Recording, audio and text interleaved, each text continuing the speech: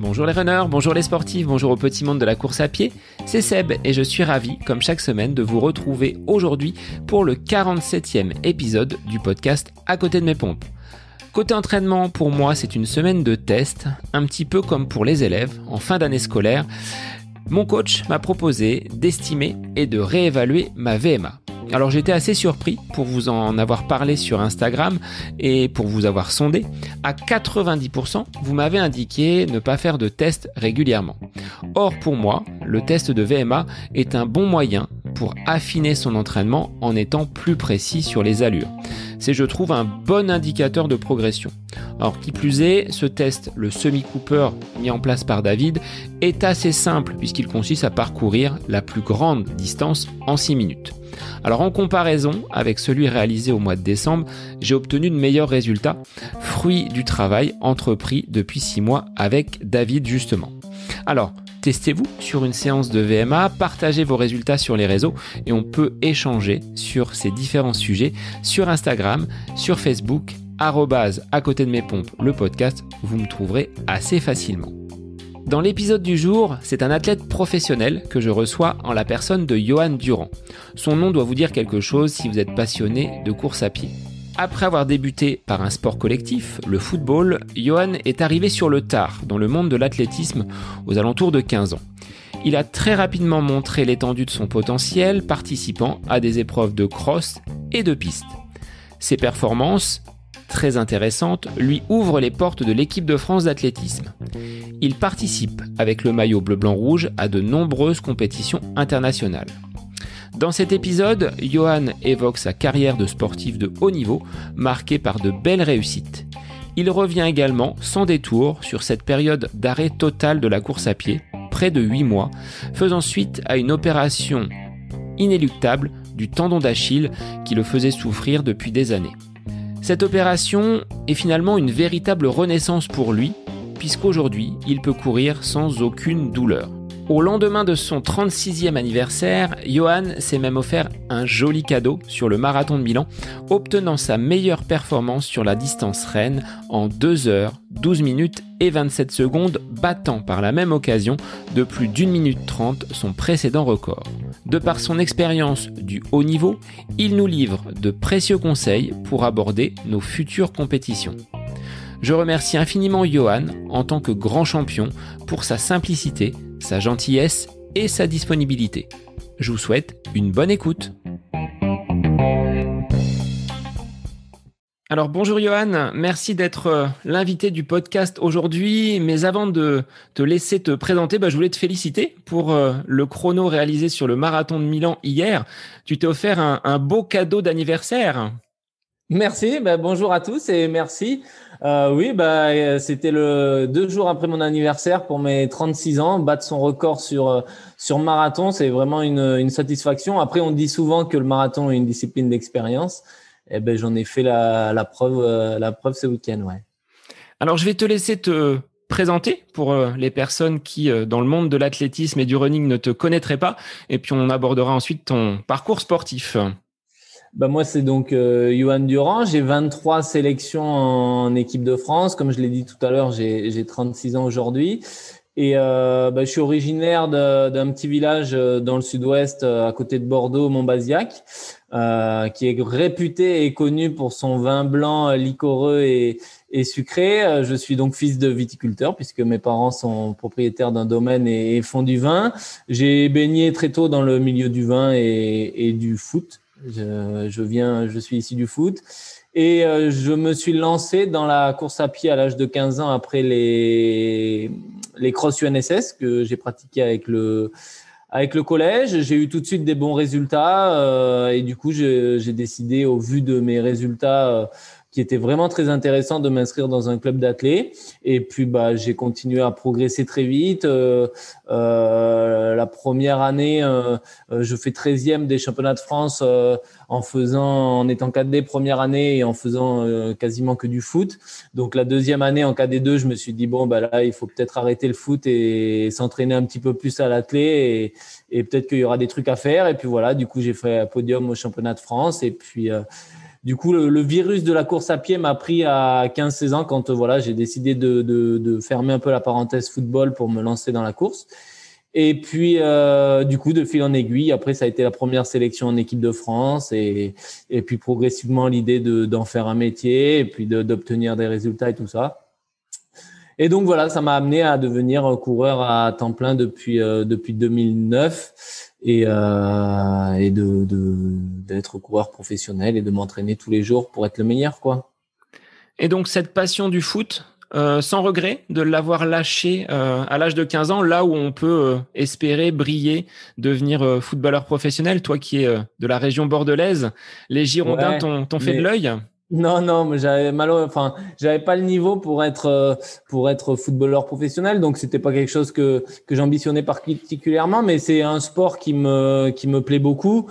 Je suis un grand fan de foot, donc ça n'a pas été facile en fait de lâcher les copains, surtout de passer d'un sport collectif sur lequel moi j'avais toujours pratiqué. Quand on fait 10 ans de sport co, c'est pas facile de se lancer dans un sport individuel. Et c'était plutôt ça, lâcher les potes du village, quoi, parce que je jouais dans une équipe de village.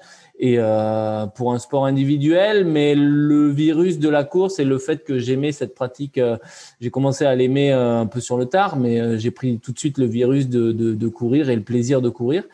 Et du coup, non, j'ai lâché sans regret. Et puis après, les résultats ont fait que je me suis donné à 2000% après pour l'athlète, quoi.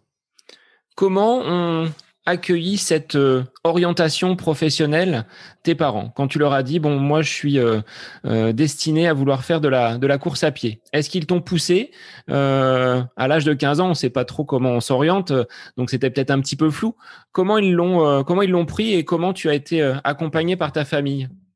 Ils l'ont très bien pris puisque en fait moi j'ai fait un bac viticulture-œnologie pour apprendre à faire le vin et à reprendre l'exploitation familiale, et derrière j'ai fait un BTS dans le commerce du vin pour apprendre à vendre le vin, donc plus sur l'aspect commercial. Donc vraiment jusqu'à 22 ans j'avais ce cursus-là d'un futur vigneron, quoi. Je devais ma vie, enfin depuis tout petit, ma vie elle était un peu tracée et je devais reprendre l'exploitation familiale, et c'était quelque chose qui était là pas depuis que je suis né, mais quasiment, quoi. J'ai toujours baigné dans ce milieu-là et c'est quelque chose que je voulais faire.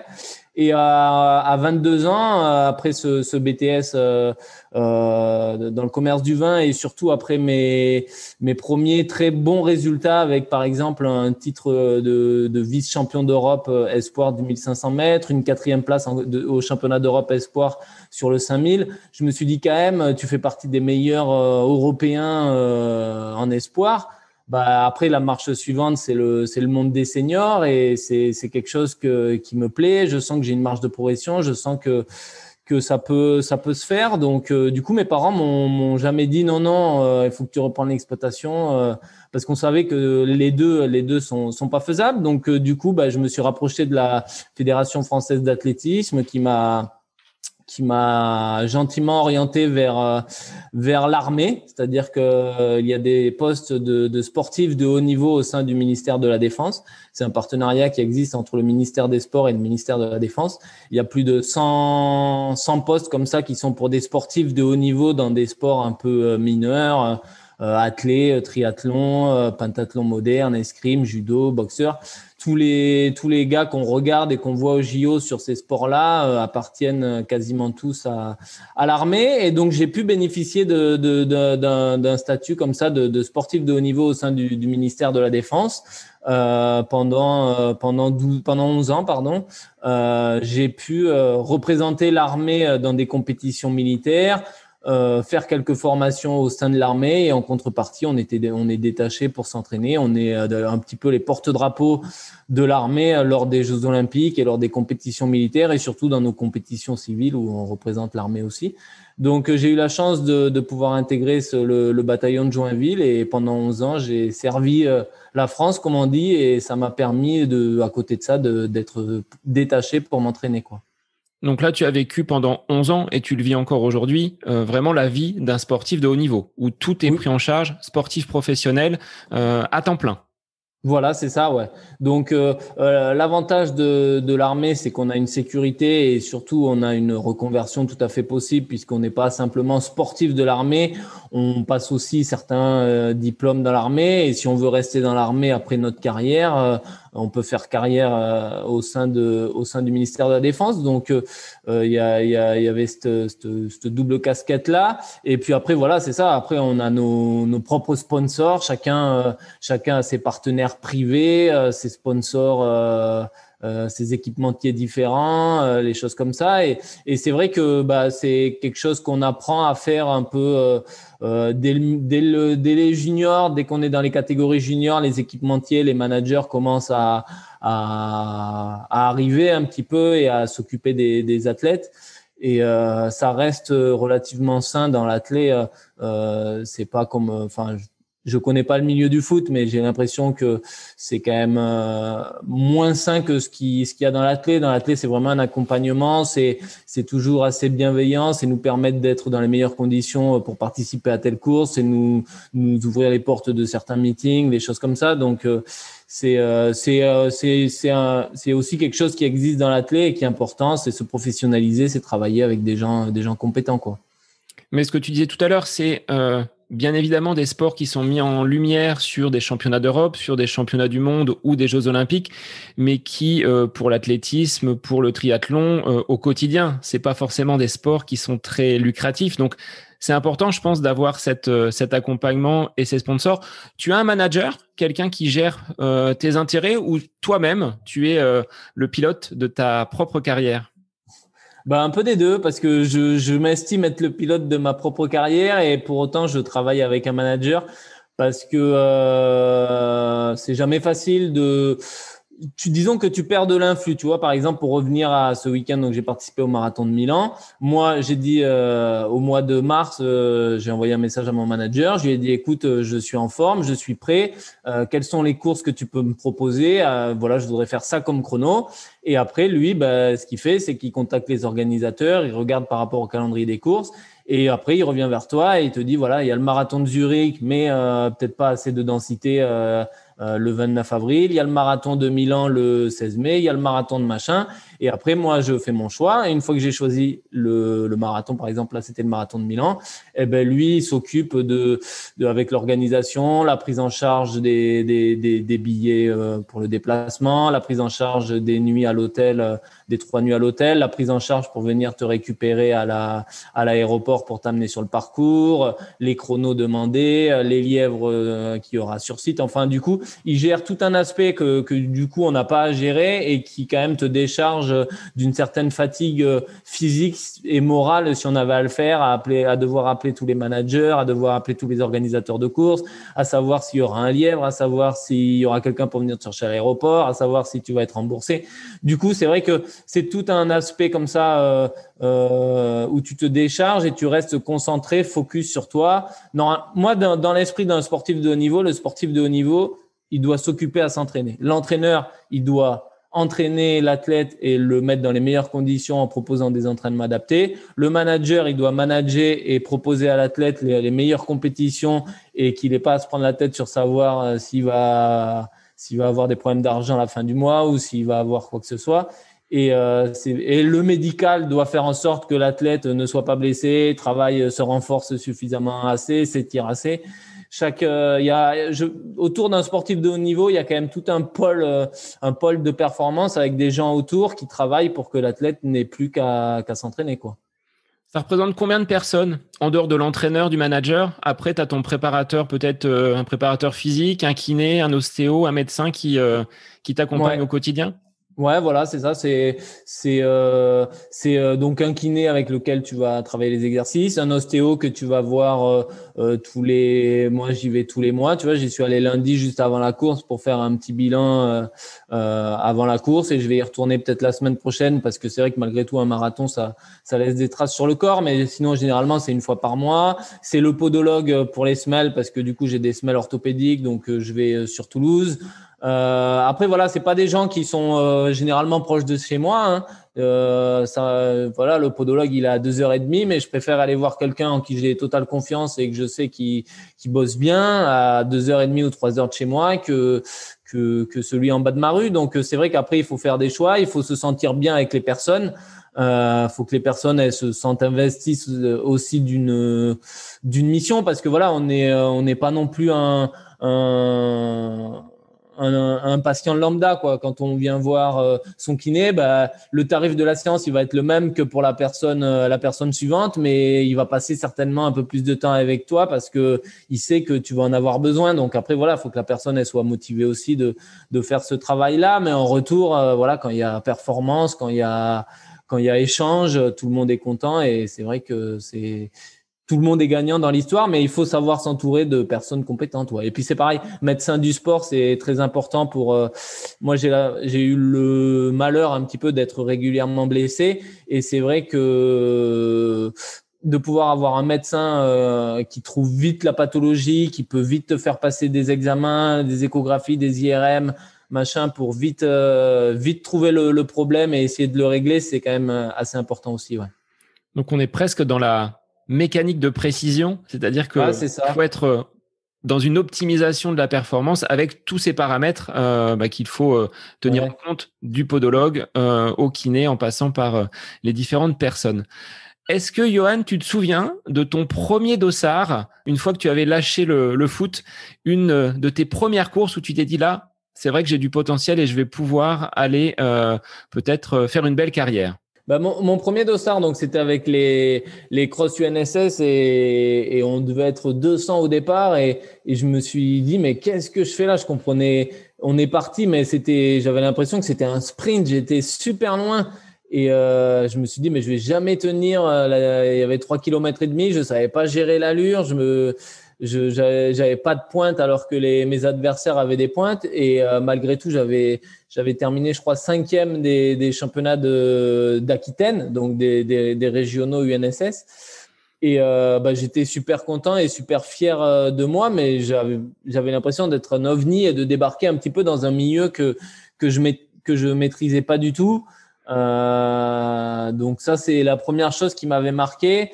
Et après, la deuxième chose, c'est la deuxième course que je retiendrai, c'est quand j'étais jeune en cadet, mon premier podium au championnat de France. Le fait de monter sur un podium des championnats de France, c'était une fierté, et c'est arrivé assez vite, hein. C'est arrivé l'année suivante où j'ai arrêté le foot. Donc quelque part, c'était aussi valider le fait que j'arrête le football et que je progresse dans l'athlétisme. Et c'était vraiment une fierté et un sentiment du devoir accompli. C'est-à-dire, j'avais fait des efforts, j'avais décidé d'arrêter mon sport favori, et j'étais récompensé par ce podium et cette fierté d'avoir une médaille des championnats de France qui, pour moi, ça me paraissait ouf, quoi. Et tu as continué à englaner des médailles avec une pratique tout d'abord sur la piste. Aujourd'hui, tu es plutôt à l'aise sur 10 km, semi-marathon, mais tu es passé par la piste et tu étais encore au dernier championnat de France sur 3000. Ouais, au début, on pratique ouais, la piste et le cross, puisqu'on est jeune, et c'est vraiment ce qu'il faut faire quand on est jeune. Il faut toucher un peu à tout. Faut rester sur les choses comme ça, et puis après, en vieillissant, on peut s'orienter sur la route ou le trail aujourd'hui. Mais voilà, non, grand amoureux de la piste et du cross, et c'est vrai que ça m'a fait plaisir de revenir sur la piste presque 6 ans après ma dernière course. Alors j'ai vu que j'avais plus le niveau et que j'étais pas prêt à ce moment-là pour y revenir à très haut niveau, mais ça c'est les aléas du sport, hein. Quand on n'a pas fait quelque chose pendant 6 ans, c'est, comme on disait, c'est une mécanique de précision aussi dans l'effort. Et donc voilà, mais non, ouais, amateur de piste et de cross, et puis aujourd'hui de route, et peut-être certainement de trail demain, comme ça j'aurais un peu touché à tout, quoi. C'est un petit peu le parcours des des athlètes que j'ai pu interviewer jusqu'à présent. Un début sur piste, on passe ensuite sur la route et après on prend plaisir à découvrir les paysages et aller sur le Ouais, c'est trail. ça. Mais Ouais. tu as encore une belle carrière, je pense, devant toi avec ce dernier chrono à Milan qui offre de belles perspectives. On en parlera tout à l'heure. Est-ce que tu as tout de suite intégré un club dès que tu as vu ce potentiel au niveau de l'UNSS? Un club, ça a été tout de suite la mise en place de ta stratégie de course? Ouais, bah, je me suis rapproché du club à côté de chez moi, hein, donc à Bergerac. Et puis voilà, je suis tombé sur un très bon entraîneur qui m'a fait progresser, qui a pris le temps de surtout de me faire progresser. C'est-à-dire que bah, quand on voit débarquer comme ça un jeune homme plein de potentiel, la première chose qu'on a envie de faire, c'est de l'entraîner à fond pour qu'il soit le plus fort tout de suite et que montrer, voilà, c'est moi l'entraîneur, je veux en faire un champion et tout. Et ça n'a pas été ça du tout. Il a pris le temps de faire voilà, il voyait que je venais du foot, que j'avais pas d'expérience dans l'athlétisme, j'avais pas fait l'école d'athlète, donc j'avais pas fait les bases. Donc voilà, je suis pas passé de 0 entraînement à 7 entraînements. J'ai commencé à 3 entraînements par semaine, puis 4, puis 5 l'année d'après, puis 6 l'année d'après, puis 7 l'année d'après.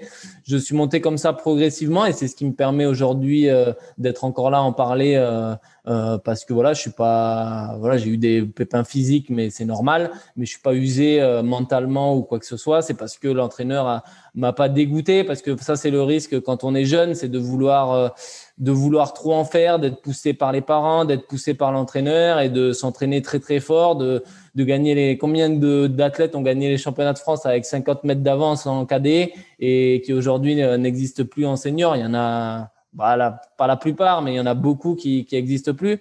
Et ça, c'est un peu malheureux. Et rien que pour ça, mon entraîneur a eu l'intelligence de prendre le temps avec moi et de me façonner un petit peu sur la durée.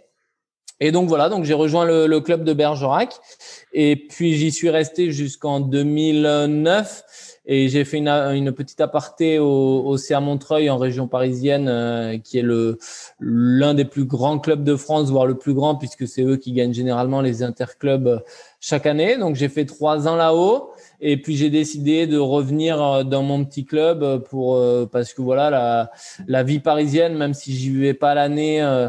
Les déplacements, ça me faisait engendrer beaucoup de déplacements pour les compétitions. Ça m'embêtait un petit peu, donc je suis revenu à Bergerac. J'ai réussi à refaire une structure autour de moi sur le Bergeracois. Et du coup, c'est plutôt sympa et c'est comme ça que j'ai l'impression de pouvoir progresser. Ouais.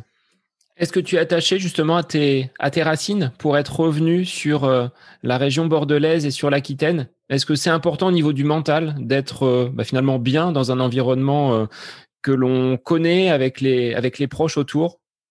Ouais, bah c'est ça. Hein. Moi je viens du milieu de la terre, hein, comme je l'ai dit au début, avec des parents vignerons et tout, donc on a quand même des attaches assez ancrées à ces terroirs. Et c'est vrai que je me voyais pas partir m'entraîner à l'INSEP ou dans d'autres structures. Hein. J'ai même refusé le sport-études de Talence, qui est la banlieue bordelaise à 1 heure et demie de chez moi pour pouvoir rester avec mon entraîneur et mon groupe d'entraînement sur Bergerac. Alors c'était des athlètes moins forts que moi, hein, mais c'était des potes.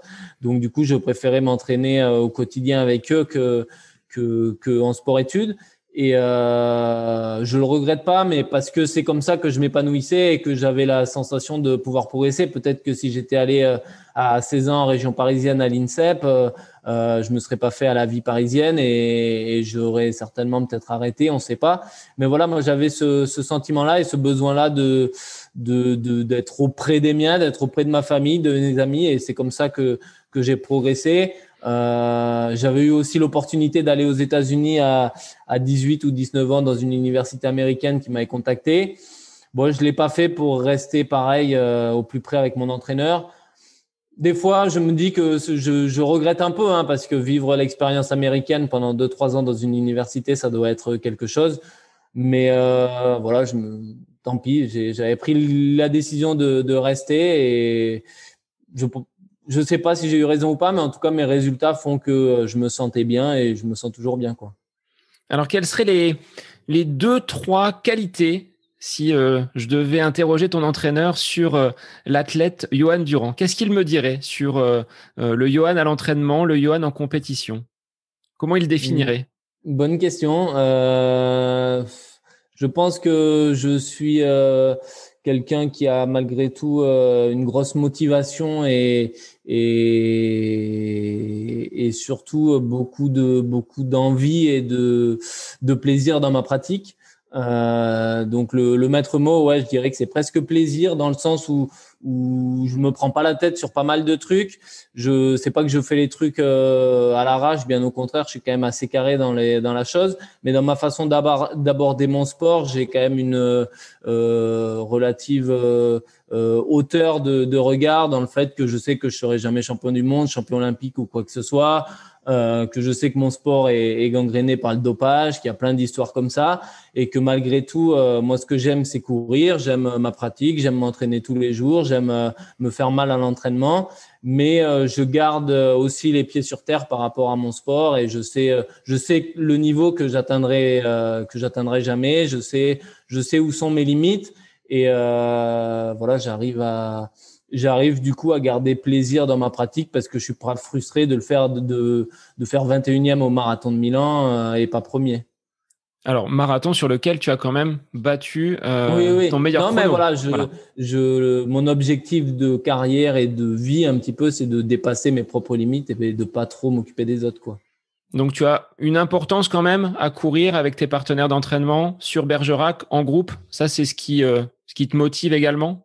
Ouais, ça c'est important. C'est important d'avoir un groupe. Alors même si voilà sur les séances généralement ils sont pas avec moi ou un petit peu derrière ou on essaie d'adapter, mais ne serait-ce que faire l'échauffement, le fait de se retrouver dans le vestiaire, de discuter, de rigoler, de se chambrer, de faire la récup, de faire des footings, ça permet d'avoir enfin pas une émulation, mais d'aller à l'entraînement relax, quoi. C'est-à-dire que moi, mon métier, c'est quand même de courir et c'est de se dire que je le fais de temps en temps de façon, euh, euh, de façon à prendre plaisir dans la pratique. Alors après, voilà, hein, des fois, je vais au Kenya, je vais à Font-Romeu, je m'entraîne avec des gars plus durs et plus forts que moi. Et du coup, c'est des entraînements qui sont durs, hein. Même quand je suis à Bergerac, c'est des entraînements qui sont durs. Mais le fait de pouvoir déconner avant et après, c'est un peu une soupape de décompression et c'est ça qui fait qu'on garde la notion de plaisir. Ouais. Et quelles seraient, selon toi, les principales exigences de ce sport et de ta pratique à haut niveau? Est-ce qu'il y a vraiment des inconvénients et des avantages à être sportif de haut niveau? Ouais, des inconvénients, il y en a beaucoup, hein. Des inconvénients dans le sport de haut niveau, enfin surtout dans l'athlé, c'est que c'est un sport dur, hein. C'est pas le sport le plus dur parce que je considère que le vélo et la natation sont devant, mais je pense que en termes de fatigue physique, d'usure morale et tout ça, il fait partie des top 5 des sports le plus dur. Après, il y a les sports de combat, la boxe ou autre, mais qui sont durs pour d'autres raisons. Mais le marathon en particulier est un sport très difficile parce que pour l'entraînement est difficile en fait. Si vous voulez être fort en compétition et que la compétition soit facile, il faut que l'entraînement vous martyrisiez votre corps en fait. C'est presque vous êtes presque sadomaso, c'est-à-dire que plus vous êtes fatigué à la fin de votre semaine le dimanche soir et plus vous avez le sentiment d'avoir bien travaillé et plus vous êtes fier de vous. C'est ça qui est bizarre, c'est-à-dire que plus je suis fatigué, plus j'ai envie de dormir, plus je fais la sieste et plus je me dis que je suis dans le vrai quoi. Et c'est vrai que de ce point de vue-là, c'est quand même un sport difficile. Mais après, voilà, c'est un sport plaisant parce que quand vous progressez, vous avez le plaisir de la pratique de la course à pied, hein. Ça, c'est les endorphines. On peut pas trop l'expliquer. Pourquoi est-ce qu'il y a 60 000 personnes qui viennent faire un 42 km un dimanche matin à 8 heures du matin? Pourquoi? Alors que les gens pourraient être dans leur canapé, mais c'est le plaisir du sport et le plaisir de la course, de courir, ce sentiment de liberté, c'est un mouvement naturel. Voilà. Alors après, la difficulté dans le haut niveau, c'est que c'est beaucoup de sacrifices. Il faut faire attention à l'alimentation, il faut faire attention à beaucoup de choses, à bien dormir. On sort jamais, on boit jamais, on fume jamais. Enfin, on s'amuse pas. Et il y a toute une période de la vie où entre 18 et 25 ans, c'est des sacrifices qu'il faut faire et qu'on est obligé de faire, mais qui sont pas évidents quand on est jeune. Hein. Je sais très bien que j'ai loupé certainement des moments de ma jeunesse, hein, mais je le regrette pas parce que j'en ai vécu d'autres. Ça m'a permis de voyager, ça m'a permis de faire 1000 trucs. Mais c'est difficile, et ce qui est difficile, c'est quelque part, des fois, on n'a pas la même reconnaissance qu'un sport, un sport majeur comme le football ou le rugby. On est quand même les parents pauvres des sports co, hein, que ce soit le handball, le basket. Alors, j'ai rien contre tous ces sports, hein, mais c'est vrai que ce sont des gens qui gagnent mieux leur vie que nous et qui font un sport qui est, à mon sens, un peu moins difficile.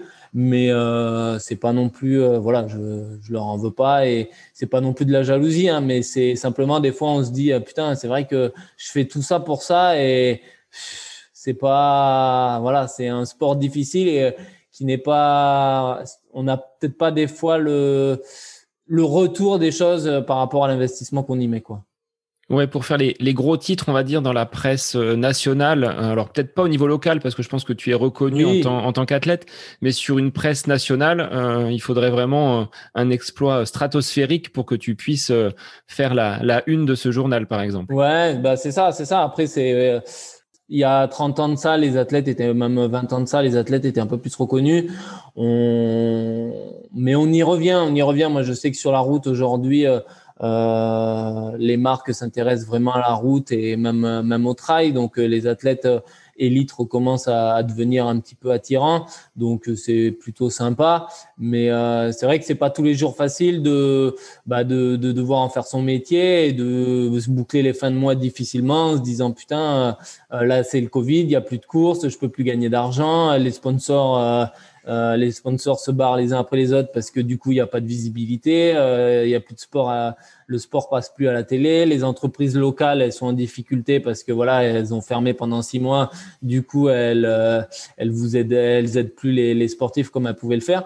Donc c'est vrai qu'il y a des moments un petit peu difficiles dans la vie d'un sportif de haut niveau, dans un sport qui n'est pas un sport co, mais c'est pareil pour tous les sports individuels, hein. Quand vous êtes votre propre patron, vous êtes le patron de votre entreprise de coureur ou de cycliste ou de n'importe quoi, et que vous n'êtes pas dans une équipe professionnelle, c'est toujours un peu délicat.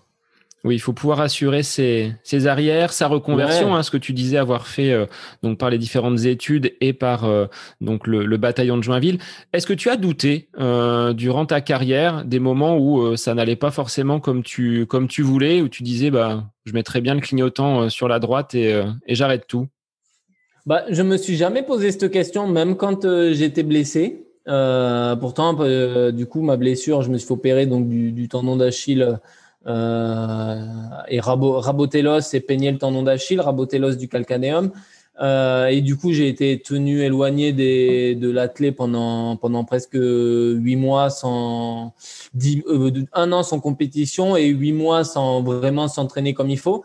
Donc, c'est vrai qu'à cette période-là, j'aurais peut-être pu douter, mais j'ai toujours gardé confiance. Je me disais que voilà, c'était un moment difficile, mais que ça allait revenir. Je me suis, comme je le disais, je me sens pas fatigué mentalement ni psychologiquement par toutes ces années de haut niveau, et que voilà, jamais j'ai douté, jamais je me suis dit je suis passé à côté de ma jeunesse, j'ai 30 ans, je vrille et j'arrête tout, et je sais pas, j'ai envie de voyager, j'ai envie de fonder une famille, j'ai envie de faire plein de trucs.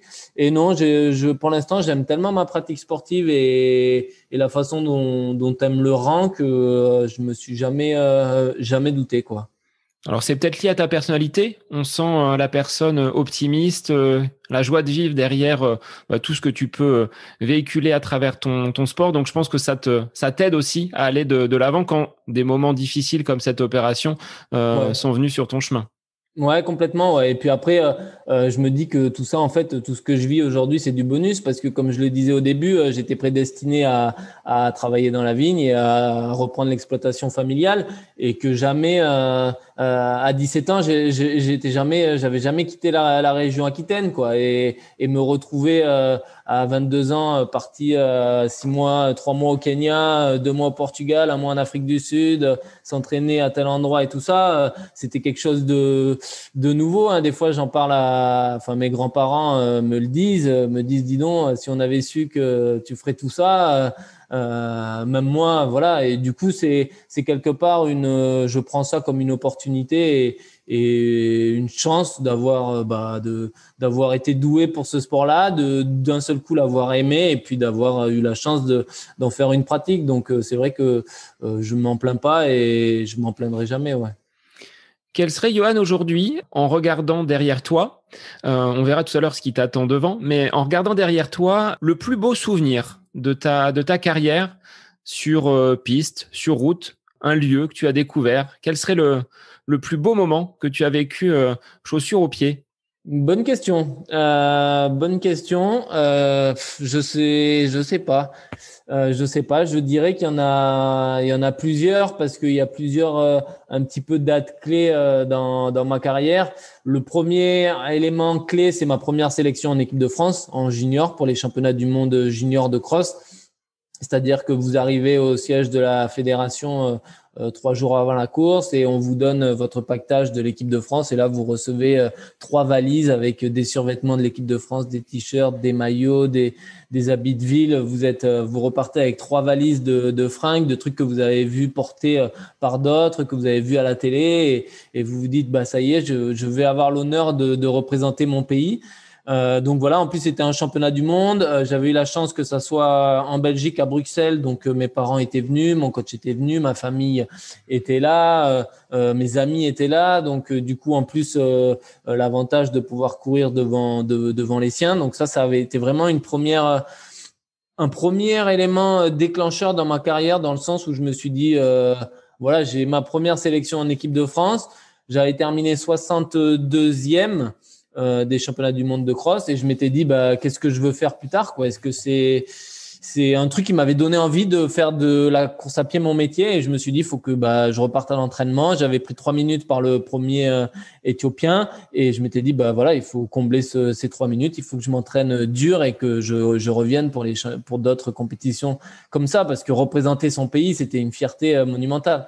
Donc je dirais ça, c'est un premier truc. Après, l'arrivée de son premier marathon à Paris en 2015, quand j'ai décidé de quitter la piste et de me lancer sur marathon, c'est vrai que se dire voilà, je me lance sur marathon, c'est une aventure, et de le terminer, j'avais fait 2:14:00 à l'époque, qui était mon record et qui l'est resté pendant un petit moment. C'était une immense fierté et une satisfaction aussi. Et puis après, il y a toutes les différentes médailles que j'ai pu faire en championnat qui quand même, malgré tout, reste un grand moment dans ma carrière. Ouais. Donc de belles expériences que tu as vécues aux 4 coins de la planète, hein, tu le disais, par le biais des stages. Je pense qu'aussi c'est de belles découvertes d'athlètes d'autres pays, d'autres nations. Mmh. Ouais, non, ça vous fait réfléchir. Alors voilà, j'ai eu la chance d'aller m'entraîner et de vivre un petit peu au Kenya. J'y suis allé 5 ou 6 fois. Et c'est vrai que vous comprenez pourquoi ces athlètes-là sont les meilleurs du monde. Et puis surtout, vous vous rendez compte que vraiment, on n'est pas si mal logé en France quand vous voyagez et que vous allez dans d'autres pays. Vous avez la chance un peu de s'ouvrir au monde, à d'autres cultures, à d'autres athlètes, de discuter.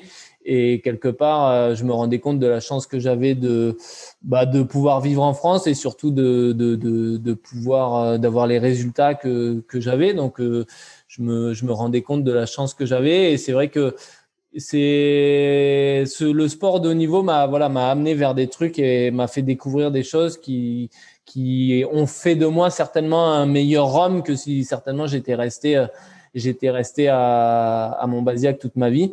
Et pour ça, rien que pour ça, c'est vrai que je suis content d'avoir fait de la course à pied, quoi. Et est-ce que cette blessure, donc survenue donc au tendon d'Achille, est le pire moment jusqu'à présent de ta carrière? Celui que tu souhaiterais peut-être mettre de côté, mais qui t'a peut-être fait avancer pour être celui que tu es aujourd'hui? Ouais, alors Oui et non, parce que cette opération, je l'ai acceptée assez vite parce que je me rendais compte que disons que je dirais que c'est les 2-3 ans où j'ai souffert de cette douleur-là qui ont été les pires moments parce que du coup, je prenais plus de plaisir dans ma pratique sportive. J'avais mal au quotidien. J'avais du mal à m'entraîner 2 fois par jour. Quand je revenais des séances, j'étais obligé de glacer. Je me levais du canapé, j'étais obligé de glacer avant d'aller dormir. Je me levais au réveil, j'étais obligé de glacer. Enfin, je vivais avec une poche de glace H24 sur le tendon. Et c'est vrai que ces 2-3 années-là ont été galères. Et une fois que j'ai un peu fait le deuil et que je me suis dit, bon, maintenant, faut te faire opérer. C'est 8 mois, mais au moins, tu passes par la case opération et normalement, si tu fais les choses bien, ça va guérir. Et du coup, la rééducation, je l'ai quand même assez bien vécue parce que voilà, j'avais fait le deuil sur la saison 2019-2020. Je m'étais dit, je me soigne et tu verras, j'étais persuadé que derrière, ça serait un mal pour un bien et que derrière, je pourrais recourir comme aujourd'hui sans aucune douleur et sans aucune gêne et avec plaisir. Et du coup, je me rends compte que dès qu'on pratique quelque chose avec le plaisir, les résultats viennent tout de suite et les performances sont vachement plus élevées et le plaisir en quelque sorte fait tout, hein. Parce que pendant ces 2-3 années-là, j'ai continué à m'entraîner. Mais voilà, comme je le disais, c'était en galérant, j'avais mal. On met un espèce de seuil de douleur, mais on prend pas de plaisir. Et du coup, c'était plus ces années-là qui sont les mauvais souvenirs, je dirais, quoi. Est-ce que tu aurais peut-être pensé le faire plus tôt, avec le recul et l'expérience de l'opération? Tu dis finalement, si j'avais su que j'obtiendrais ces résultats-là. Ouais, avec le recul, je pense que je le ferai plus tôt. Après, je regrette pas non plus parce que j'ai voulu tenter les choses sans passer par la case opération. Donc, c'est-à-dire faire beaucoup de soins, beaucoup de kiné, faire des semelles, faire des injections de temps en temps de PRP, de plasma enrichi en plaquettes sur le tendon pour le régénérer assez régulièrement. Euh, et des choses comme ça. Et c'est vrai que parce que voilà, j'avais les objectifs, je voulais participer au championnat d'Europe en 2019 à Berlin. J'avais des objectifs en tête. Donc, ouais, avec le recul, je le ferai plus tôt. Mais malgré tout, je me dis que à l'époque, ça se comprenait et j'essaie de pas le regretter parce que sinon, voilà, sinon après, ouais, je préfère avancer. J'aime pas trop regarder le passé, quoi. Je me dis, voilà, j'avais pris cette option-là. Elle m'a fait perdre peut-être un peu de temps, mais voilà, aujourd'hui, il faut plus y penser et avancer, quoi. Et est-ce qu'un athlète de haut niveau comme tu l'es a peut-être toujours des petites douleurs résiduelles? Ou est-ce qu'il y a tous les feux verts sur une semaine d'entraînement, sur un mois? Ou est-ce qu'il y a toujours des petits bobos qui sont latents, mais qui sont que de la bobologie, qui ne sont pas forcément si inquiétants que Ouais, ça, ouais. parce que tu dois te connaître plus que d'autres coureurs? Tu m'aurais posé cette question il y a 1 an et demi, 2 ans, je t'aurais dit qu'un coureur de haut niveau a forcément des pathologies un peu, enfin même pas forcément de haut niveau, un coureur qui s'entraîne a souvent des pathologies assez régulières. Et en fait, je vais te dire que depuis 6 mois, même 7 mois aujourd'hui, j'ai absolument rien. C'est-à-dire même pas une douleur au dos, un petit problème au mollet, une contracture à l'ischio, une douleur au genou, des choses comme ça. Et non, moi, depuis 7 mois, je touche du bois là et j'ai absolument rien eu. Mais c'est vrai que la pratique intensive d'un sport et de tout ce qui est intensif, hein, que ce soit dans le sport ou dans la vie courante, fait que ça nous amène des petits bobos. On apprend à vivre avec, mais malgré tout, moi, je pense qu'il faut quand même essayer de les soigner assez vite parce que le plaisir qu'on prend dans une pratique quand on n'est pas blessé et qu'on n'a pas de bobos, c'est quand même autre chose que quand on a une petite pensée à se dire putain là j'ai un petit peu mal là. Ce soir, je vais avoir mal là, demain, j'aurai mal là. C'est assez désagréable, ouais. Donc là, le mental joue quand même un petit peu et vaut mieux être prudent, prévoyant et être à l'écoute. Ouais, complètement, ouais. Il vaut mieux, faut écouter son corps et être patient au maximum, parce que c'est hyper important, hein. Surtout dans la pratique d'un sport traumatisant comme la course, qui est vraiment l'un des sports les plus traumatisants puisqu'il y a quand même cette répétition de chocs. Il faut être très prudent et il faut vraiment être à l'écoute de son corps. Et dès qu'on a des petits bobos ou quoi que ce soit, il faut faire attention. Si on se sent fatigué, des fois, vaut mieux faire du repos qu'aller courir. Si, je sais pas moi, vous avez une petite douleur qui commence à arriver, privilégiez un autre sport, allez nager, faites du vélo ou allez à la salle, renforcez-vous, allez au kiné. Mais il faut faire attention. Ouais. Alors, pendant cette période où tu as été blessé, est-ce que ça a été dur? Parce que ton quotidien, c'est quand même de t'entraîner, tu le disais, hein, parfois du bi-quotidien. Est-ce que tu n'as pas rongé ton frein? Moi, je sais que si je ne cours pas pendant une semaine ou 15 jours, je suis exécrable à la maison.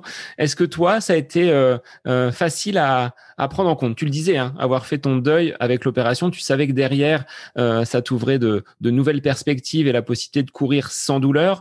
Mais est-ce qu'au début, ça a été si facile que ça? Non, au début, c'est relativement difficile parce que il y a une dépendance, hein, il y a une dépendance à la course, il y a une dépendance au sport. Et quand on fait du sport de haut niveau, qu'on fait 20 heures de pratique sportive, de passer de 20 à 0, votre corps il comprend pas trop. Du coup, par contre, j'étais super excité. Hein. C'est terminé les siestes, c'est terminé la fatigue. Le soir à 1 heure du matin, j'avais les yeux encore grands ouverts. Votre corps il comprend pas trop, mais du coup il y a une dépendance et au bout de 15 jours vous commencez au bout de 10-15 jours vous commencez à devenir exécrable. Vous êtes irrité, vous sentez qu'il y a un manque. Ce qui est le plus difficile, c'est de voir les compétitions des copains.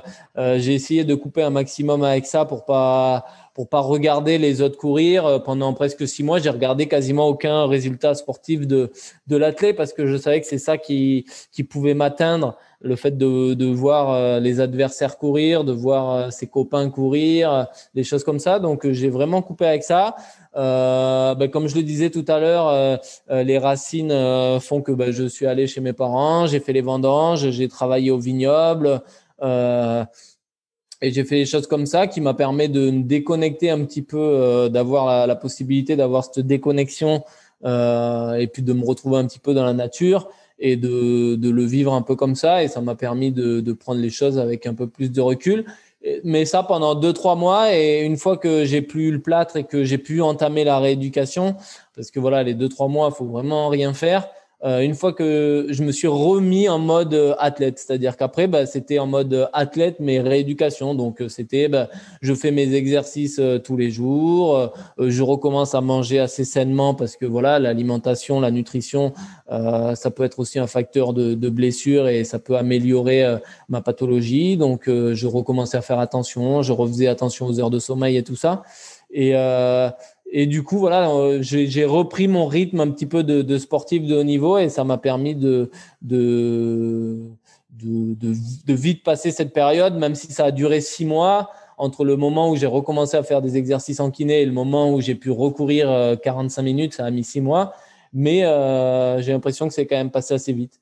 Je me suis mis à la marche nordique. Alors ça, j'avais un petit peu honte. Mais c'était un excellent travail de marche. Pour dérouler le tendon d'Achille et tout ça. Et voilà,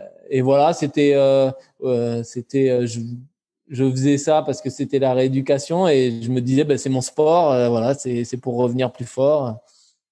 Et justement, est-ce que tu te sens plus fort aujourd'hui après cette traversée du désert, cette opération, cette rééducation? Qu'est-ce que tu as appris sur toi pendant cette période off, sans course à pied? Je pense qu'on est à la base, on est toujours plus fort après les défaites. Je pense qu'on apprend plus dans les défaites que dans les victoires, dans les échecs. Moi, j'ai eu pas mal d'échecs. J'ai fait beaucoup de 4e place à différents grands championnats, que ce soit championnat d'Europe ou même des championnats de France. J'en ai fait pas mal. J'ai fait beaucoup de seconde place aussi. Du coup, on apprend beaucoup à essayer de rebondir, à essayer de trouver les ressorts psychologiques pour redevenir meilleur, à se dire à aussi se dire pourquoi j'ai pas gagné, pourquoi j'ai fait 4e, pourquoi j'ai fait second et pourquoi j'ai pas fait premier. Donc du coup, il faut apprendre de tout ça. Et c'est vrai que moi, l'opération m'a permis de revenir plus fort, dans le sens où j'ai un peu rongé mon frein pendant un an et je me suis dit, voilà, je me suis rendu compte que l'athlé, c'est quelque chose qui comptait vraiment pour moi, que c'est quelque chose que j'avais vraiment envie de vivre encore et de refaire, de reporter le maillot de l'équipe de France, des choses comme ça. Et c'est vrai que ça m'a redonné de la force pour la suite. Et là, j'ai l'impression, en quelque sorte, de démarrer une deuxième carrière, quoi. C'est un renouveau, une deuxième carrière. Est-ce que la fédération t'a quand même accompagné durant cette période? Les sponsors t'ont pas oublié malgré cette période d'inactivité? Certains sponsors, si. J'ai perdu quelques partenaires. Après, je leur en veux pas parce que je sais que c'est le jeu du haut niveau aussi, hein. On est quand même dans un monde dans lequel voilà, il faut être performant. Le jour où on n'est plus performant, malheureusement, on est un petit peu mis de côté. Donc c'est le jeu aussi, hein. Quand faut accepter d'être en haut de l'affiche quand on est bon, et quand on est le revers de la médaille, c'est que quand on est moins bon, on n'est plus là. Mais ça permet aussi de faire le tri entre les gens qui sont là, bienveillants et qui vous aideront quand vous êtes pas bien et qui vous envoient des messages, et ceux qui le font uniquement quand vous perfez. Donc au moins, ça ouvre un peu les yeux par rapport à ça. Et puis ça rend plus fort. La fédération, elle m'a toujours accompagné. Je les en remercie. Je suis allé en stage avec l'équipe de France de marathon alors que j'étais blessé. Je faisais à peine du vélo, mais voilà, j'étais dans le groupe. J'ai amené ma bonne humeur. En fait, j'étais un peu j'étais un peu le mec qui amenait la bonne humeur dans le groupe, et le gars qui faisait un peu le lien entre tout le monde et qui était là pour déconner et un peu détendre l'atmosphère. Donc c'est un rôle que j'aime bien et qui me caractérise assez. Donc j'étais content que la fédération me fasse confiance et m'amène et me dise, voilà, on a confiance, on sait de ce que tu as fait dans le passé, on sait que tu vas le refaire. Et voilà, aujourd'hui, hier, j'ai eu un message d'un des responsables du running au sein de la fédération qui m'a félicité et qui était très content pour moi parce que il savait que un jour je reviendrai, quoi. Et la place de ton entraîneur, il a toujours été là, présent pour te soutenir. Quelle est cette relation et comment vous avez basculé dans cette réathlétisation pour te conduire aujourd'hui à performer sur ce marathon à Milan et battre de plus d'1 minute 30 ton meilleur record sur la distance? Pendant la rééducation, ça a été assez simple. Quand j'ai décidé de me faire opérer, je lui ai dit, écoute, pendant 8 mois, tu vas plus avoir de nouvelles de moi. On va plus se voir, on va plus s'écrire. Aujourd'hui, je suis avec le médical et je reviendrai te voir pour un plan d'entraînement quand je serai capable de courir 45 minutes sans douleur. Donc alors après, on s'écrivait de temps en temps, hein, il demandait de mes nouvelles et tout ça, mais voilà, je n'avais quasiment plus de nouvelles de lui parce que le problème d'un entraîneur, même s'il est toujours bienveillant avec vous, c'est que dès que vous avez peut-être le feu vert du médecin ou que vous êtes dans les délais, voilà, vous vous dites l'opération c'est 4 mois, au bout de 4 mois on peut recourir. L'entraîneur, peut-être que si au bout de 4 mois et demi, vous ne recourez pas, il va quand même vous dire, allez, vas-y, teste, c'est le moment, truc. Donc, moi, j'avais vraiment pris l'optique de me dire, là, les seules personnes que j'écoute le chirurgien pendant les 10 jours, les 15 jours post-opératoires. Après, j'écoute le kiné pendant 3 mois. Après, j'écoute le préparateur physique pour la réathlétisation. Et après, j'écouterai l'entraîneur et pour pas qu'il y ait plusieurs sons de cloche, parce que des fois, malgré tout, même si voilà, ça peut être des sons un petit peu différents. Donc, du coup, voilà, j'avais plus de nouvelles de mon entraîneur pendant cette période. Et puis voilà, je suis revenu. Un jour, je lui ai dit, écoute, c'est bon, j'arrive à recourir 45 minutes sans aucune douleur. On peut replanifier des objectifs à long terme à 6 mois, replanifier une saison là, replanifier un petit entraînement là pour les semaines qui arrivent. Et c'est vrai que c'est important aussi des fois que chacun des fois reste un petit peu à la place. L'athlète s'entraîne et les gens autour doivent garder leur place. Et puis après, là pour le marathon, on a travaillé donc avec quelqu'un toujours du club de Bergerac là, et un petit peu en binôme là pour le coup sur cette préparation là, et même depuis ma dernière blessure, j'ai décidé un petit peu de prendre pas en main mes entraînements, mais de m'investir dans ce que j'ai envie de faire et dans ce que je ressens. Aujourd'hui, j'ai 35 ans et du coup, je sais ce que des fois je manque dans l'entraînement, je sais ce que j'ai besoin et tout ça. Donc en fait, on est vraiment dans l'échange, c'est-à-dire qu'on discute et on se dit voilà, moi je lui dis écoute là tu vois, on est à 6 semaines du marathon par exemple, je lui dis écoute j'aimerais bien aller faire les 10 kilomètres à Zix parce que je sens que j'ai besoin de me décalaminer un petit peu. Derrière, si tu veux, on fera une sortie marathon parce que lui voulait absolument faire une sortie marathon. Et voilà, on s'entendait comme ça. Et aujourd'hui, disons que c'est vraiment de l'échange et du 50-50 entre moi, ce que je ressens, et lui, ce qu'il a envie de mettre sur le papier, quoi. Donc, c'est de la co-construction avec ton expérience et déjà le passif que tu as de ta carrière. En termes d'entraînement, ça représente combien d'heures? Tu disais une vingtaine d'heures par semaine, mais qu'est-ce que l'on fait quand on est sportif de haut niveau, qu'on prépare un marathon? Quelle est ta journée type, Johan? C'est une vingtaine d'heures, entre 15 et 20 heures de course à pied. Alors nous, on marche plus en kilométrage, hein, c'est entre 160 et 180 kilomètres par semaine pendant 10 à 12 semaines. Mais après, c'est tout ce qui est à côté, l'entraînement, ce qu'on appelle un petit peu aussi l'entraînement aveugle, invisible, ouais. Voilà. C'est-à-dire que c'est les étirements le soir devant la télé, c'est aller à la salle de muscu, le renforcement, c'est le travail chez le kiné 2 fois par semaine pour faire ses éducatifs et ses petits exercices, c'est les 2 heures l'heure de sieste que vous faites. C'est tout ça aussi qui n'est pas visible sur le papier, mais qui est hyper important, et d'autant plus à mon âge, à 35 ans, qui est hyper important de faire. Donc c'est vrai que c'est une mécanique, hein. Alors ça fait 15 ans que je fais la même chose. Je dors beaucoup, hein. Je suis un gros dormeur, je dors quasiment 9 heures par nuit et quasiment 1 heure de sieste, donc ça fait presque 10 heures par jour. Et c'est entraînement le matin, soit à jeun à 8 heures, soit à 10 heures si j'y vais pas à jeun, jusqu'à midi. Et puis après, la sieste après le repas de 14 heures à 15 heures, et puis un deuxième entraînement le soir de 17 à 19, et puis un nouveau repas, et puis après devant la télé, toujours un petit peu d'assouplissement ou des choses comme ça, et puis coucher pareil, toujours à 22 heures ou 23 heures. Et puis voilà, mais voilà, c'est le plus important à retenir, c'est les 160-180 km par semaine courus, avec généralement 20 ou 30 km par semaine à l'allure marathon spécifique. Et puis voilà, une séance de VMA, une séance de côte, une séance de renforcement, 2-3 footings vraiment faciles à 11 à l'heure dans la semaine. Et puis, si vous avez des blessures ou des petits bobos, c'est une après-midi piscine, une après-midi vélo. Et puis, bien évidemment, 2 demi-journées dans la semaine de repos où vous faites l'après-midi, le mercredi après-midi et dimanche après-midi, où là, vous prenez le temps pour vous et vous vous entraînez pas.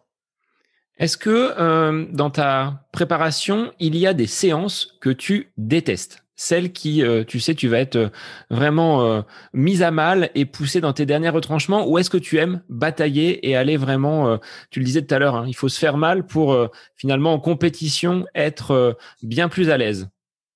J'aime un peu tout, hein, malgré tout. Mais c'est vrai que les séances où on n'a pas l'impression de faire grand-chose, c'est-à-dire les séances de technique, de PPG, de même un petit peu de musculation. Moi, je suis de l'école de la course, hein, je suis venu dans la course pour courir. Ce que j'aime, c'est courir. Et tout ça, tout ce travail-là de technique, de renforcement et tout, c'est pas quelque chose que j'affectionne particulièrement, hein. Je préférerais aller courir que faire ça. Mais je sais que c'est hyper important, donc je le fais, mais je prends moins de plaisir qu'à faire une séance de VMA. parce que psychologiquement, j'ai l'impression que ça va moins m'aider et que moi, ce que j'aime, c'est me dépasser, me repousser et tout ça. Mais j'essaie de me persuader et de me dire que c'est important et ça l'est. Je me persuade pas parce que je sais que ça l'est. Que c'est des petits détails, la travail de technique, de renforcement, c'est des petits détails, mais qui sur le long terme font parfois la différence. Ouais. Est-ce que l'hydratation a une grande importance dans ta pratique et plus généralement dans toutes ces courses et dans le marathon où c'est quand même très, très sélectif et où il faut être performant. Donc la défaillance peut-être liée à l'hydratation peut entraîner de grosses conséquences. Est-ce que c'est vraiment un facteur sur lequel il faut être attentif ? Ouais, surtout sur le marathon. Autant quand on fait du cross ou de la piste, je m'étais jamais posé la question de l'hydratation. Alors bien évidemment, après les entraînements, on a toujours sa bouteille et tout. Mais sur le marathon, pendant la course, c'est quelque chose de primordial. Et d'ailleurs, ça m'a un petit peu agacé au marathon de Milan parce que au 5e kilomètre, j'ai pas vu où ils ont pas mis les ravitaillements. Parce qu'on avait préparé nos bouteilles sur les marathons. Nous, l'élite, on a la chance de pouvoir avoir nos propres ravitaillements. Donc, du coup, on prépare nos bouteilles la veille et on les donne à l'organisateur qui les met sur la table. Et là, je l'ai pas vu et ça m'a un petit peu agacé dans le sens où je sais que sur un marathon, il est primordial de boire tous les 5 kilomètres et tout ça. Donc, ça m'a pas sorti de ma course, mais je me suis dit, putain, les cons…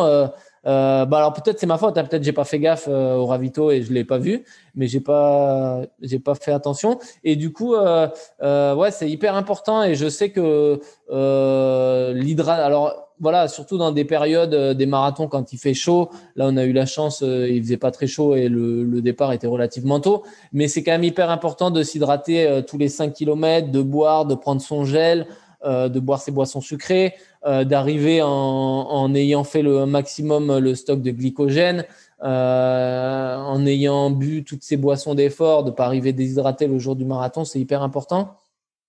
Et puis après, l'alimentation aussi, c'est un facteur important entre deux athlètes. J'ai envie de dire que les athlètes aujourd'hui à très haut niveau s'entraînent tous dur. Et ce qui peut faire aussi des différences sur des petites secondes ou des petits centièmes entre le champion et celui qui fait 2 ou 3, quelquefois c'est des détails et l'alimentation, le sommeil, les choses comme ça, tout ça c'est des détails qui peuvent à l'arrivée faire la différence. Donc moi j'essaie d'y porter quand même attention et de vraiment faire les choses bien. Ouais. Qu'est-ce qu'on mange la veille d'un marathon ? En Italie, est-ce que tu as le droit aux pâtes ? Ou est-ce que c'était pas au menu ? Non, moi j'ai la veille du marathon, je privilégie le riz. Dans les jours qui précèdent un petit peu le marathon, je préfère le riz.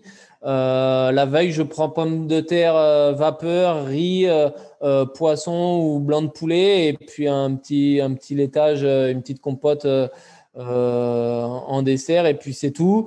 Pendant 3-4 jours avant, je charge en malto, c'est-à-dire en maltodextrine. Je bois beaucoup de malto pour refaire la recharge glucidique et arriver en quelque sorte en surcharge de glucides pour pouvoir tenir les 42 kilomètres.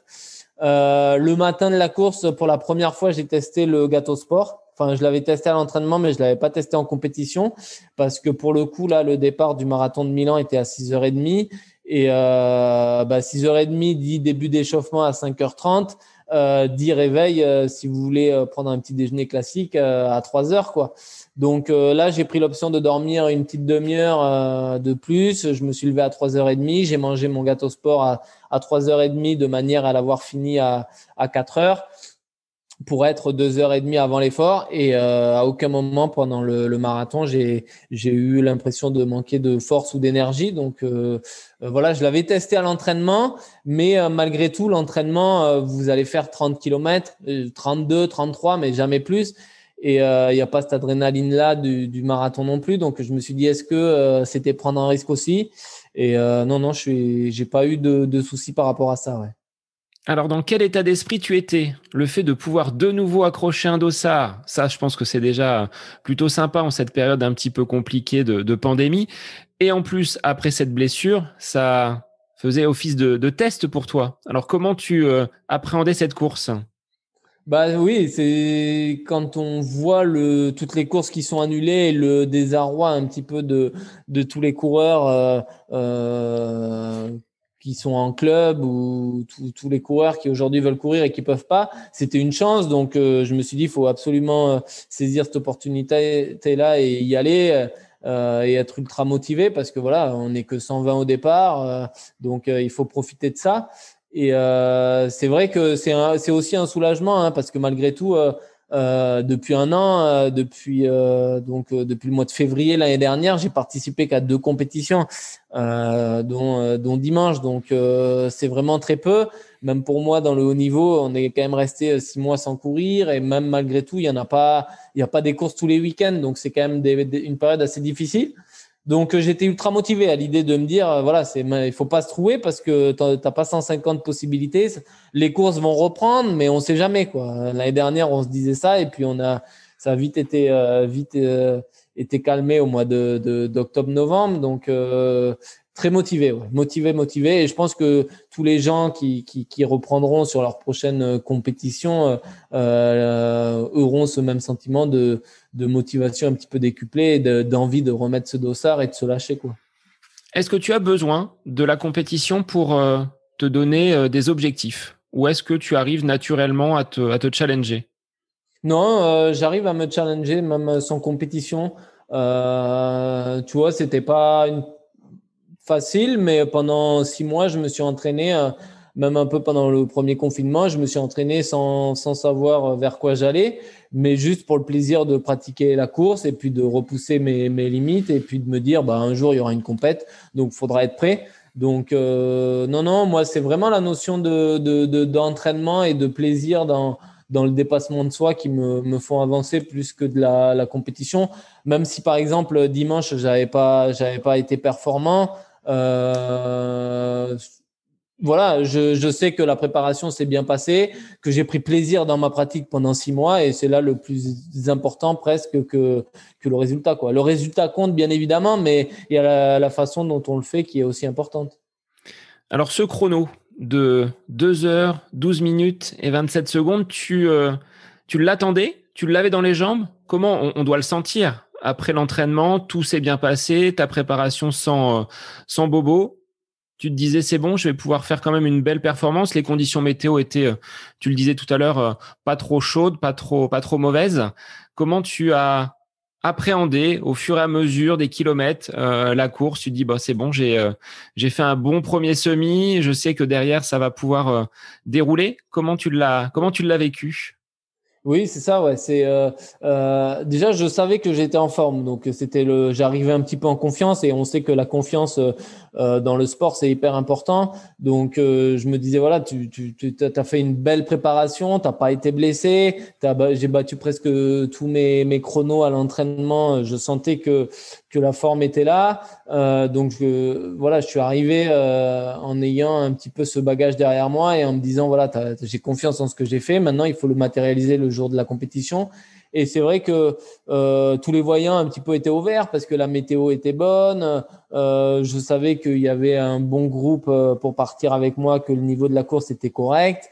Et je savais que j'avais les jambes. Donc, au fur et à mesure que la course avançait, en gros, plus la course avançait, plus je me disais, et plus je prenais confiance, et plus je me disais effectivement, il y a moyen d'aller chercher un chrono et il faut pas lâcher quoi. Et c'est vrai que euh, on est on a été un petit peu trop lent sur la première partie de course. J'ai ce regret-là, c'est-à-dire que malgré tout, je bats mon record d'1 minute 30, mais quand je vois la façon dont j'ai couru, je me dis que et la façon dont je termine le marathon et comment je me sens aujourd'hui, je me dis qu'il y avait quand même largement moyen de faire mieux. Donc content pendant la course de me dire putain, je suis relativement frais, c'est cool, ça se passe bien, je vais battre mon record, je suis bien. Donc c'est quelque part valider la progression et c'est plaisant quoi.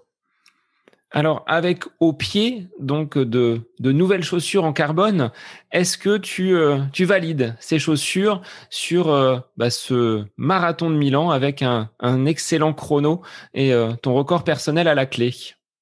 Oui, non, donc pour citer mon équipementier ASICS a sorti une chaussure depuis maintenant un mois qui s'appelle la Meta Speed Sky et qui est un petit peu l'équivalent de ce que propose Nike avec la Vaporfly Next ou Adidas avec la Adios Pro ou Saucony avec l'Endorphin Pro. C'est une chaussure donc avec une grosse mousse et une plaque de carbone à l'intérieur pour le renvoi. Et c'est vrai que aujourd'hui on est sur des produits qui pour le coup vous font vraiment gagner des secondes. Hein. Je me rappelle à l'époque, les slogans c'était gagner des secondes sur votre prochain marathon avec telle paire de chaussures, mais c'était du pipeau. Qu'on prenne une Adidas, une Mizuno, une ASICS ou une New Balance, le résultat, les chaussures se valaient. Et aujourd'hui, on est vraiment dans une explosion des records et des chronos parce que ces chaussures-là vous permettent de retarder un petit peu la fatigue de par la mousse qui absorbe vraiment les chocs et le renvoi de la plaque de carbone. Et pour le coup, le produit que j'avais au pied dimanche est très performant par rapport à ça, ouais. Ce que tu disais en off, hein, avant qu'on débute l'enregistrement, on est au lendemain de ta course et finalement, les douleurs, il y en a pas vraiment. Tu te sens plutôt bien. Ouais, alors je dirais pas que je ferai un 100 mètres en 11 secondes là tout de suite, mais ouais, on est moins fatigué musculairement que si j'avais une paire de légères un petit peu plus classiques. Et puis ce qui est important surtout, c'est pendant la préparation marathon, c'est-à-dire que je les ai utilisés aussi un petit peu pendant la prépa pour pouvoir me faire à cette chaussure-là parce que c'est une sensation qui est vraiment particulière hein, pour un coureur qui a l'habitude de mettre des légères. Quand il va se retrouver avec cette paire de chaussures, c'est vraiment très moelleux, c'est pas forcément très dynamique, c'est bizarre comme ressenti. Donc il faut s'y faire. Hein. Il faut pas que si les gens veulent se lancer sur leur prochain marathon, leur prochaine compétition, il faut vraiment qu'ils fassent une ou deux séances avec pour s'adapter à la chaussure. Mais c'est une chaussure voilà qui vous permet d'enchaîner. Hein. Moi j'ai pu faire des sorties de 20-30 kilomètres avec le dimanche. Terminer des blocs d'entraînement de 180 km dans la semaine et le lundi matin de me lever à 8 heures et musculairement d'être relativement frais alors que ça aurait pas été le cas avec mes anciennes chaussures. Alors après, il y a le fait aussi que je sois plus blessé et que j'ai moins cette sensation d'être toujours un petit peu à la limite musculaire, c'est-à-dire qu'à l'époque, je me rappelle quand je faisais des préparations marathon, on sent quand on est vraiment sur le fil du rasoir, que ce soit musculairement ou physiquement. Et là, aujourd'hui, c'est pas le cas. J'ai l'impression qu'à chaque fois, je peux en rajouter toujours un petit peu plus. Et c'est ce qui fait la force de cette chaussure, ouais. Tu as reposé ton corps pendant toute cette période d'opération et de convalescence, ce qui fait qu'aujourd'hui, tu es relativement frais pour aborder ces nouveaux challenges. Quelle sera la suite de ta saison, Johan ? Bonne question. Pour le coup, voilà, j'ai écrit à mon manager direct après le marathon de Milan pour lui expliquer que j'allais prendre 15 jours sans course à pied et que j'allais reprendre assez vite. Du coup, normalement, après un marathon, on dit qu'il faut 3 semaines, un mois avant de pouvoir renchaîner sur de nouveaux objectifs et de se réentraîner à peu près normalement.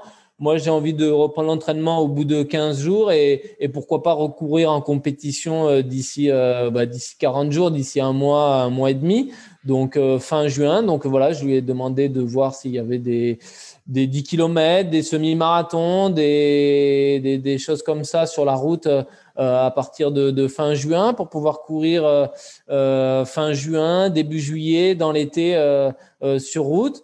Et puis derrière, redémarrer une préparation marathon au 15 juillet, faire une préparation peut-être pareil, un petit peu courte sur 10-12 semaines parce que j'aurai ce bagage-là de ma première prépa avec Milan. Et pour préparer le vrai objectif, le marathon de Paris le 17 octobre, qui pour le coup voilà sera le vrai objectif de la fin de saison avec objectif de battre ce record que je viens d'établir. Et puis aussi l'opportunité de participer à pas mal de courses en septembre-octobre avec les différents championnats qui vont reprendre. Normalement, les championnats de France de 10 km et de semi-marathon auront lieu en septembre. Donc, pourquoi pas les intégrer dans la prépa du marathon de Paris. Et d'aller batailler peut-être avec toute cette cohorte de jeunes athlètes, certains un peu moins jeunes, mais qui montrent que le demi-fond français a de belles perspectives, que ce soit Hassan Chadi, Mehdi Frère, Florian Carvalho. Il y a quand même une grosse densité. Donc, toi qui as la sagesse et l'expérience, peut-être d'aller les titiller et les pousser un petit peu. Ouais, non, non, mais oui, complètement.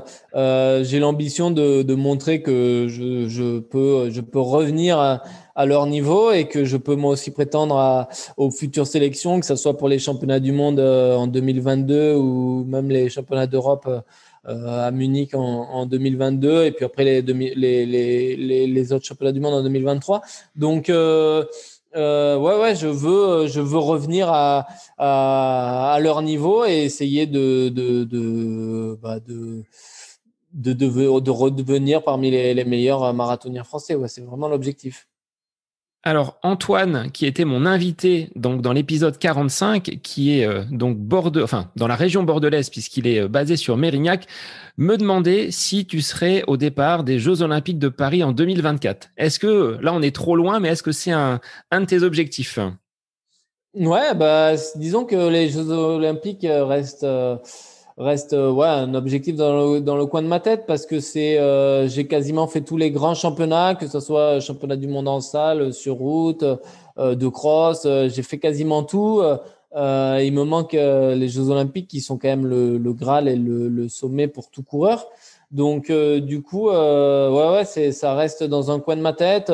Je me suis fait opérer justement pour plus avoir de douleur. Et aujourd'hui, je sens que voilà, c'est une deuxième carrière qui s'ouvre à moi. Et ça reste, ouais, bien évidemment, ça reste dans un coin de ma tête. Et puis, de toute manière, tout sportif de haut niveau ambitionne ou rêve de ça. Alors après, voilà, il faut avoir le niveau pour. Je m'en suis rapproché en étant aujourd'hui à 57 secondes des minima pour les Jeux Olympiques de cette année. Certainement qu'ils seront plus élevés dans 4 ans, mais à moi de progresser, quoi. Et ton regard, après tes 20 années de pratique au niveau de l'athlétisme, des pistes, des pelotons, comment tu vois ton sport aujourd'hui? Je sais que tu avais écrit un petit article en février 2020 dénonçant un petit peu le climat et la tournure que prenait ton sport aujourd'hui. Est-ce que ce constat, tu le valides encore aujourd'hui ou est-ce que voilà, il y a des choses qui te gênent aujourd'hui? Ouais, il y a toujours des choses gênantes.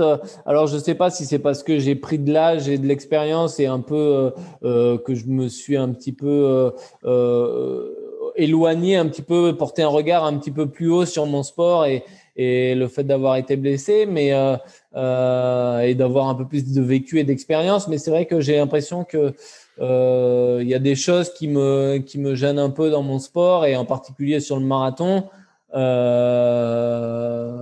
Et puis voilà, il y a toute cette folie autour des performances qui aujourd'hui peuvent être liées aux chaussures, mais il y a aussi, on sait très bien qu'il y a un vrai problème de dopage dans le demi-fond et dans le marathon en particulier. Il y a un vrai problème de dopage, enfin même dans l'athlète en général, on l'a vu avec la Russie ou le Kenya récemment. Il y a eu de la corruption. On a fait les championnats du monde au Qatar. Enfin, il y avait plein de trucs comme ça qui sont un petit peu gênantes pour notre sport, mais malgré tout, ça reste un beau sport. Ça reste pour les enfants, pour la pratique des plus jeunes. C'est vraiment le sport qui va vous faire découvrir votre corps, apprendre à sauter, apprendre à lancer, apprendre à courir, apprendre à sprinter, apprendre à marcher. C'est vraiment un truc qui est pour la coordination et pour les jeunes, il n'y a pas mieux. Donc, c'est vraiment le sport numéro un des jeux et parce que c'est comme ça, c'est le sport noble. Mais voilà, des fois, nos dirigeants, j'ai l'impression ouais, ils pourraient faire mieux. Et quand je vois certaines performances sur marathon, ça me laisse un petit peu dubitatif et c'est vrai que je suis un peu gêné, quoi. Donc ça te laisse un peu songeur par rapport à des chronos réalisés par certains athlètes que tu as Ouais, côtoyés, que ouais. tu as vu évoluer et prendre une ascension un peu fulgurante. Bah oui, oui, on va pas se cacher que l'athlétisme est un petit peu gangréné par le dopage Et c'est vraiment c'est dommage parce que c'est un sport sain, mais voilà, c'est pas, il y a pas qu'au niveau mondial, hein. On a des cas positifs en France aussi. Ça, ce sont des choses qui tombent. On a souvent un ou deux cas par an, même peut-être un petit peu plus. Donc il y a du dopage dans tous les pays. Mais voilà, moi c'est sur le. Alors peut-être parce que c'est ma distance, mais j'ai l'impression que le marathon a quand même un petit peu mal tourné, mais c'est parce que aussi les marques ont mis plus d'argent, les sponsors se sont vachement identifiés sur cette distance un petit peu mythique, et c'est vrai que j'ai l'impression que l'élite a, enfin aujourd'hui, dès que les coureurs sont forts, ils restent plus sur la piste, ils montent sur le marathon, donc ça a amené toute une flopée de coureurs qui poussent les performances toujours plus haut, et des fois je me demande où est la limite, quoi. Plus jamais je pensais qu'un coureur ferait moins de 2 heures au marathon, par exemple. Alors après, on sait de la façon dont ça a été fait, que ça a été fait avec des chaussures adaptées, sur un circuit, avec tout bien préparé. Mais pour moi, c'était inconcevable. Et enfin, il y a 5 ans de ça, et au final, on y est arrivé. Alors, moi, j'aurais quelques petites questions. Si tu avais 3 conseils, Johan, à donner à quelqu'un comme moi, qui n'est jamais monté sur marathon, je me suis limité au semi. Qu'est-ce que je dois faire pour prendre du plaisir et ne pas avoir ce fameux mur au 30e, 35e kilomètre? Quels seraient les bons conseils de Johan Durand pour bien aborder un marathon? C'est de le préparer. La première chose, c'est de vraiment bien le préparer. Un marathon, c'est pas quelque chose. Si on veut qu'il se passe bien, si on veut bien le vivre et pas en être dégoûté, il faut le préparer. C'est pas un pari avec un pote et le lendemain je m'inscris au marathon et j'y vais sans aucune prépa, parce que là c'est le meilleur moyen pour le subir et puis s'en dégoûter à tout jamais. Donc bien prendre le temps de bien le préparer, de faire une vraie préparation pour adapter son corps à cet effort qui est si particulier. C'est le premier point, la préparation. Le deuxième, je dirais que ça va être le jour de la course, la régularité et la façon dont je vais courir le marathon. C'est-à-dire que si j'estime avoir un niveau pour courir 3h30, eh ben, je pars sur un chrono de 3h30 et pas 3h15. Parce que le problème, c'est que on va se sentir des ailes pendant 20-25 km. Et là, c'est pareil, c'est le coup à prendre le mur de plein face parce qu'on est parti trop vite en sur-régime et qu'on s'est un petit peu grillé. Et donc voilà, de bien gérer son marathon. Et puis le dernier point, c'est quand même de garder cette notion de plaisir et de toujours que le plaisir soit au centre de l'entraînement, et il sera au centre de la performance si ce qu'on fait, on prend plaisir à le faire, quoi. Bon, si j'ai besoin, je viendrai chercher le spécialiste marathon et je viendrai te demander quelques conseils. Avec plaisir. Sur quel réseau, Johan, on peut te retrouver si les gens veulent échanger avec toi et te poser quelques questions? Moi, je suis assez actif sur tous les réseaux aujourd'hui, beaucoup sur Instagram. J'essaie de pas mal partager sur Instagram, aussi sur Facebook. J'ai une page sur Facebook, pareil, où je mets un petit peu aussi en lien avec ce que je peux mettre sur Instagram. Ce sont les 2 réseaux que j'utilise le plus. Après, je suis un petit peu sur Twitter, mais de façon moindre, parce que c'est pas le réseau sur lequel on peut montrer ce qu'on fait. C'est plus quand on a quelque chose à dire ou un coup de gueule à passer. Généralement, on utilise Twitter. Non, moi je suis plus sur Instagram, et puis voilà, je vais essayer de monter des stages d'entraînement d'ici quelques mois pour proposer aux gens de venir s'entraîner avec moi, que ce soit sur le bassin d'Arcachon, à Font-Romeu ou chez moi à Bergerac, pendant 3-4 jours, à une vingtaine de personnes de venir et de donner des conseils comme j'en ai reçu, et essayer de partager un petit peu mon expérience. Et ça, c'est quelque chose qui devrait voir le jour assez vite. Donc voilà, c'est des choses que je partagerai sur mon Instagram. Mais voilà, les stages Johan Durand vont bientôt voir le jour. Ouais. Avec dégustation de Montbazillac. Exactement. Après l'entraînement. Ouais. J'ai prévu bien évidemment des petits ateliers sur lesquels on discutera préparation, diététique, prévention des blessures, des choses comme ça. Et bien évidemment, il y aura l'atelier dégustation où je ferai déguster le vin de la famille, puisque bien évidemment, dans la notion de plaisir, il y a aussi le mot vin. Vin égale plaisir, quoi. Bon, bah, je sais que dans le sud-ouest, de toute façon, on se laisse pas abattre, on mange bien. On mange bien et on boit bien. Voilà. Bon, en tout cas, Johan, je te remercie pour ta disponibilité, ta gentillesse, parce que comme les grands champions que j'ai accueillis jusqu'à présent, la réponse, elle a été quasi immédiate, un coup de fil dans la foulée, et on a pu enregistrer au lendemain donc de ton meilleur chrono sur marathon réalisé à Milan, un beau cadeau d'anniversaire. Donc encore joyeux anniversaire à toi, et merci pour ta disponibilité. Merci beaucoup, c'était avec plaisir. Eh ben, un grand merci à toi. Et pour les auditeurs, je vous dis à la semaine prochaine pour un nouvel épisode du podcast À côté de mes pompes.